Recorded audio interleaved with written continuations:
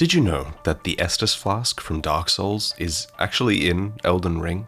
Back then it was a flask of healing, but now it's used as a smoke bomb by the vulgar militia. Yeah, so this was probably never meant to be noticed by players, but Elden Ring's vulgar militia are actually throwing little Estus flasks. Of course, there's no official connection between the two here, but the model used is undeniably the same model as the classic flask of previous games, as confirmed by Senuo Tante and Great Mighty P.O. on Twitter, even if the textures involved are slightly different. If you didn't know, the word Estus likely comes from the Latin aestus, meaning heat. It's quite fitting for a vessel that literally stores the heat of bonfires in liquid form. Sometimes it feels like an age since I actually delved into Dark Souls lore in any depth, and if you're someone who misses those days, well, I've got a bit of a surprise for you. So I've just finished narrating over 400 pages of Dark Souls lore from a book called Abyssal Archive, which is on sale now. And you can listen to it in audiobook form if you head to the link in the description.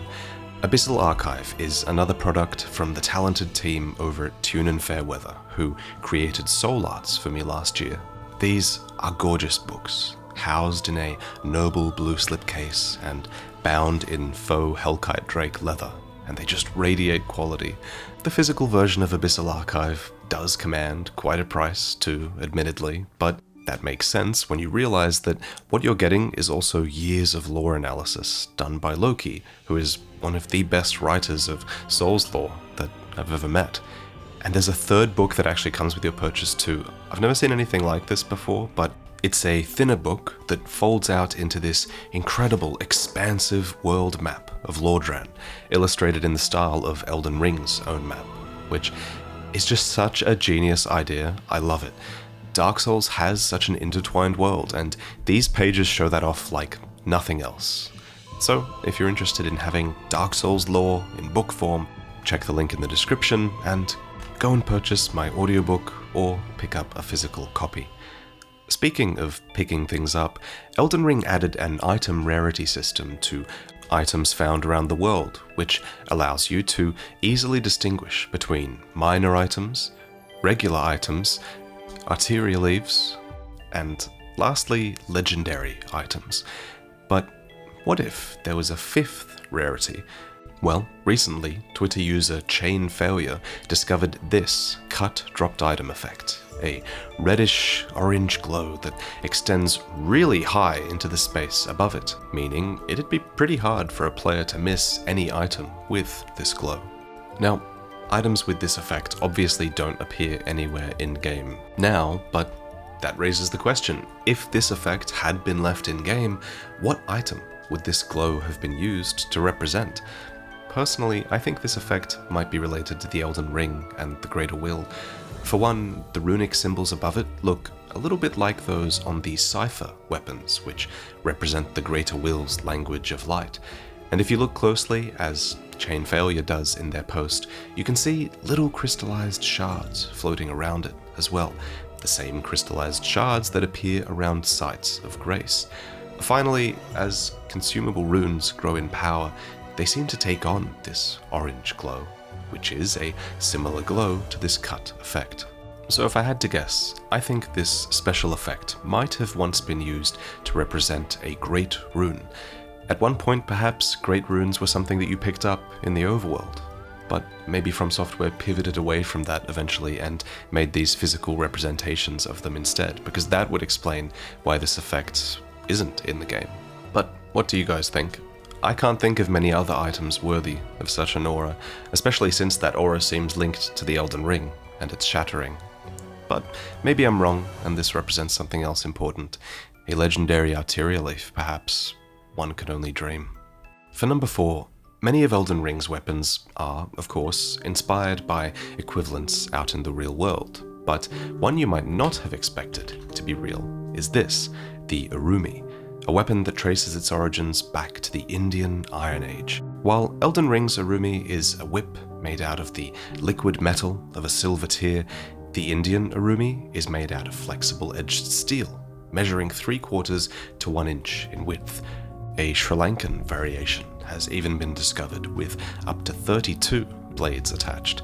Allegedly, this weapon was supposed to be handled like a flail, and while the light blades made it much lighter than a flail, the Urumi required the wielder to be extremely dexterous and control momentum with each swing, with techniques including many spins and agile maneuvers. Records show that these long-reaching spins made the weapon particularly well suited to fighting against multiple opponents, though I'd wager that the wielder was a danger to themselves as well with this weapon. It's quite an invention, nonetheless. Speaking of inventions, did you know that Elden Ring supposedly has its own genius inventor? And while their identity is supposed to be a bit of a mystery, I think we can safely guess who it is. So the pulley bow and pulley crossbow read as follows. This weapon utilizes a series of pulleys and strings. The complex mechanism, which required advanced mathematical and mechanical understanding to craft, was likely made by a certain genius who learned Golden Order fundamentalism. So that narrows it down, as few characters we know could be classified as genius practitioners of Golden Order fundamentalism. Radagon would probably qualify, and Goldmask would too, especially considering his mathematical genius in Golden Order fundamentalism.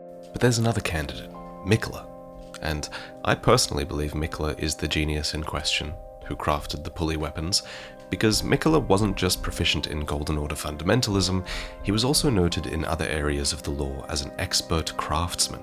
Gowry calls him a true artisan for his creation of the gold needle. The Valkyrie's prosthesis Miquella created for his sister is also regarded as a masterwork of craftsmanship. And now we have the pulley weapons, which themselves have a golden hue that is found in all of Miquella's crafted items. Carrying this logic further, I'm realizing that it's also now possible that Torrent's spectral steed finger whistle too might have been created by Miquella. It's described as a delicate goldwork ring. It's visually striking, and it doubles as a finger whistle, which is pretty genius.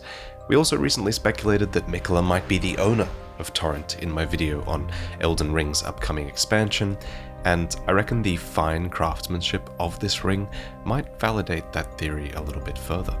Looking back, it's amazing how present Miquella has been in the story all along, without him physically appearing yet at all. Miquella's character is far more fulfilled in the cut content of the game, where he has dialogue, items, weapons, and more. I'll personally be looking out for a lot of this cut content to return in Shadow of the Erdtree, and he's not the only cut character I'll be looking out for, because a lot of minor characters fascinate me as well. One cut minor character is called Estelle, and she was apparently once an alchemist devoted to study of the Erdtree. As the story goes, she witnessed the discovery of the cracked crystal tier, which is that tier you can put into your flask of wondrous physic with explosive results.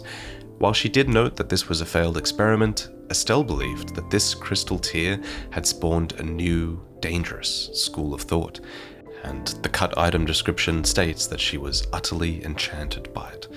This is a cool description, and I'm sad that it was lost. Props to Sekiro Dubi, who translated and restored this description from the Brazilian-Portuguese closed network test files.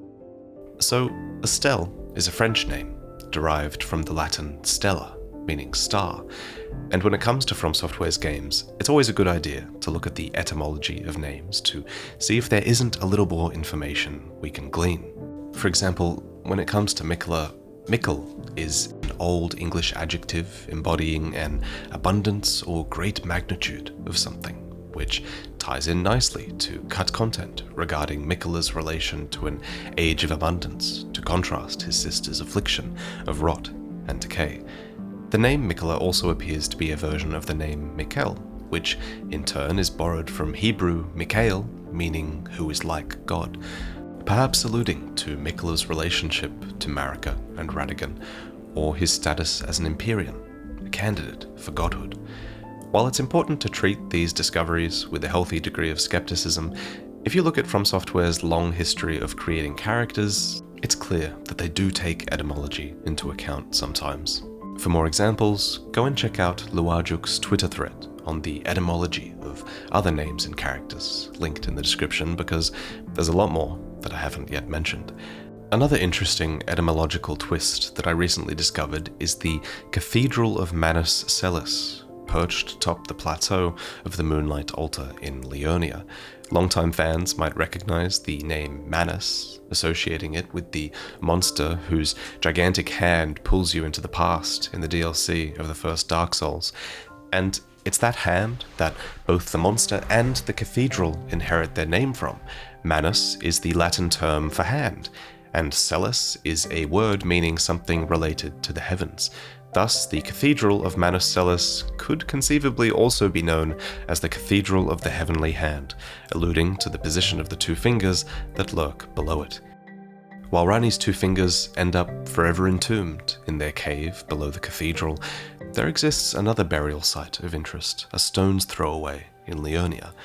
Recently, Twitter user Ashen highlighted to me that an illusory wall past the entrance of the Raya Lucaria Academy reveals a set of 7 sarcophagi that look suspiciously similar to the ones contained within the wandering mausoleums scattered throughout the lands between. Perhaps the 7 tombs represent the founders of the 7 conspectus that form teachings in the academy, as there are 7 crowns that represent each branch, so it's not unreasonable to assume that these tombs would be prepared in the academy, though it's worth noting that the witch Selin still seems to be alive and well, though she's certainly jumped out of her past body at least once in the past. While the Conspectus founders may have been glorified and memorialized close to their home, there's another character who may not have received such a ceremonious burial. Close to the base of the Erd Tree in Leyndell is this, a single grave with some rather curious loot in front of it, 3 smoldering butterflies. It's odd that they've been deposited here as an item, instead of as a swarm of butterflies, as they usually are, right? Well, this line of thought led Reddit user ThisNameTaken to posit that this grave may be dedicated to Melina, given the smouldering butterflies and its out-of-the-way position.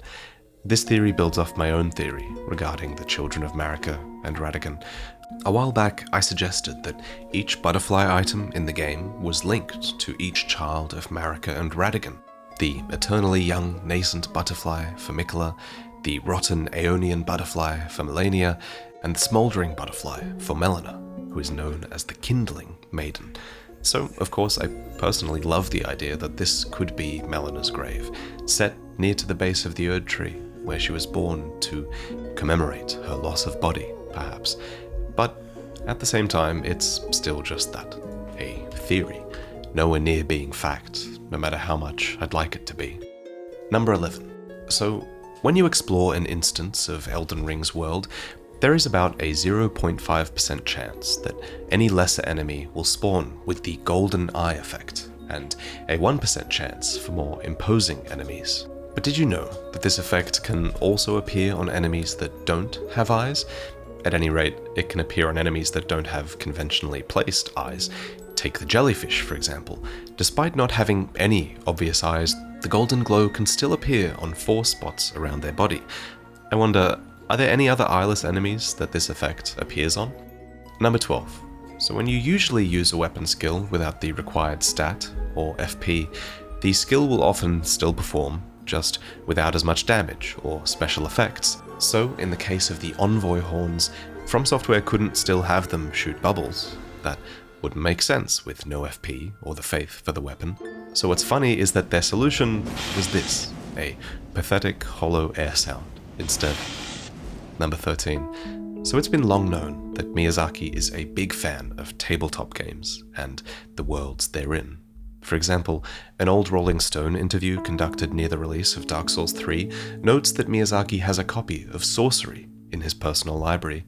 This gamebook, published in 1983, takes the reader on an adventure through its world as either a warrior or a wizard, and it's clear that Miyazaki, or at least the design team on Elden Ring, was inspired by this book on some level when designing their most recent title. The smoking gun is this, a character called the Sightmaster Sergeant, who bears an uncanny resemblance to Gideon Ofnir, the All-Knowing.